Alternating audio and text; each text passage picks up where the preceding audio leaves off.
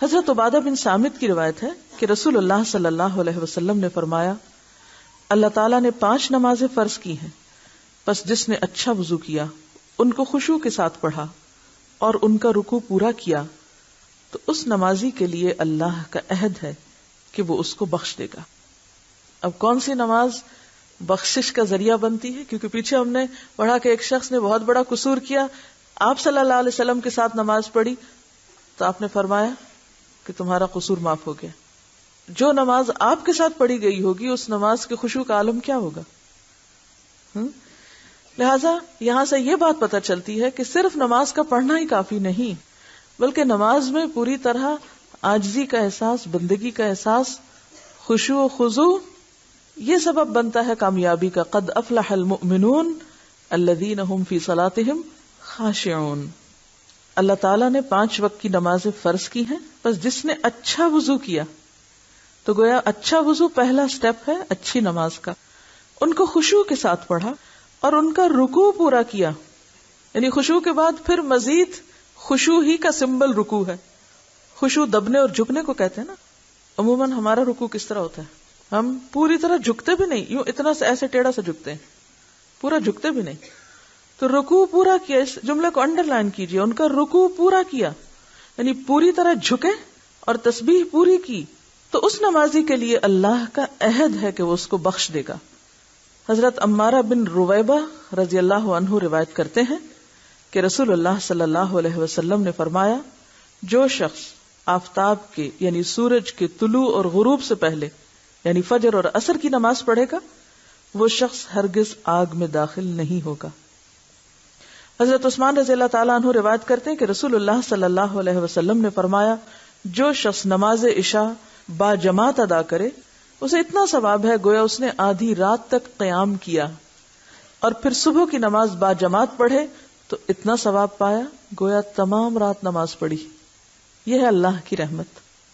حضرت جندب قصری روایت کرتے ہیں کہ رسول اللہ صلی اللہ علیہ وسلم نے فرمایا جس شخص نے صبح کی نماز پڑھی پس وہ اللہ کے ذمے میں ہے، اللہ کی امان میں ہے، اور جس نے وہ نماز نہ پڑھی وہ اللہ کی امان اور حفاظت سے نکل گیا، وہ مصیبتوں کو دعوت دے رہا ہے، دنیا میں بھی اور آخرت میں بھی۔ کچھ معلوم نہیں اس کے بعد دنیا سے جانے کا وقت آ جائے تو کس حال میں جائے گا؟ ایسے دن جائے گا جس کی ابتدا اس نے اللہ کی نافرمانی سے کی۔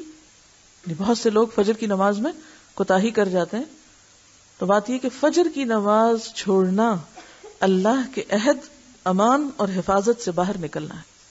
ہم میں سے ہر شخص چاہتا ہے نا کہ وہ پوری پروٹیکشن میں ہو، اسے کوئی نقصان نہ ہو، اسے کوئی تکلیف نہ پہنچے، لیکن اس چاہت کے ساتھ وہ دن کا آغاز کس طرح کر رہا ہے اسے اپنے پارٹ پہ بھی سوچنا چاہیے۔ حضرت ابو ہریرہ رضی اللہ عنہ روایت کرتے ہیں کہ رسول اللہ صلی اللہ علیہ وسلم نے فرمایا تمہارے پاس فرشتے رات اور دن کو آتے ہیں، آنے اور جانے والے فرشتے نماز فجر اور نماز عصر میں جمع ہوتے ہیں۔ یہ کن فرشتوں کی بات ہو رہی؟ کرامن کاتبین کی۔ جو فرشتے رات کو رہے وہ آسمان کو چڑھتے ہیں تو ان کا رب ان سے پوچھتا ہے، یعنی اعمال لے کے آسمان پہ جاتے ہیں تو اللہ تعالیٰ ان سے پوچھتے ہیں، حالانکہ اللہ تعالیٰ کو اپنے بندوں کا حال خوب معلوم ہے، تم نے میرے بندوں کو کس حال میں چھوڑا؟ وہ کہتے ہیں ہم نے ان کو اس حال میں چھوڑا کہ وہ نماز پڑھتے تھے، اور ہم ان کے پاس اس حال میں گئے کہ وہ نماز پڑھتے تھے۔ حضرت ابو ہریرہ رضی اللہ عنہ سے روایت ہے رسول اللہ صلی اللہ علیہ وسلم نے فرمایا منافقوں پر فجر اور عشاء سے زیادہ بھاری کوئی نماز نہیں۔ فجر اور عشاء کی نماز کو اپنے لیے ایک بوجھ اور مصیبت سمجھنا کیا ہے؟ دراصل منافقت کی علامت۔ اگر انہیں ان نمازوں کا ثواب معلوم ہو جائے تو وہ ان میں ضرور پہنچیں، اگرچہ انہیں سرین پر چلنا پڑے، یعنی گھسٹ گھسٹ کے پیٹھ کے بل۔ سرین پر چلنے کا مطلب یہ ہے کہ اگر پاؤں سے چلنے کی طاقت نہ ہو، یعنی کوئی پاؤں سے چل نہ سکے، اس کے پاؤں نہیں ہے یا کھڑا نہیں ہو سکتا، تو ان نمازوں کے ثواب اور اجر کی کشش انہیں چوتڑوں کے بل یعنی گھسٹ گھسٹ کے مسجد پہنچنے پر مجبور کر دے، یعنی ہر حال میں پہنچے۔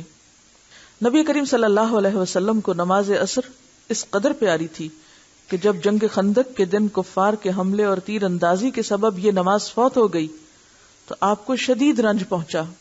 اس پر نبی صلی اللہ علیہ وسلم کی زبان مبارک سے یہ الفاظ نکلے، ہمیں کافروں نے درمیانی نماز یعنی صلاۃ الوسطی نماز عصر سے باز رکھا، اللہ ان کے گھروں اور قبروں کو آگ سے بھر دے. یعنی اتنا شدید افسوس تھا. آپ رحمت للعالمین تھے، کسی کے لیے بد دعا نہیں کرتے تھے، لیکن ان لوگوں کے لیے جنہوں نے آپ کو اس قدر مشغول کیا کہ آپ کی عصر کی نماز چلی گئی، ان کے لیے آپ نے پھر بد دعا بھی کی.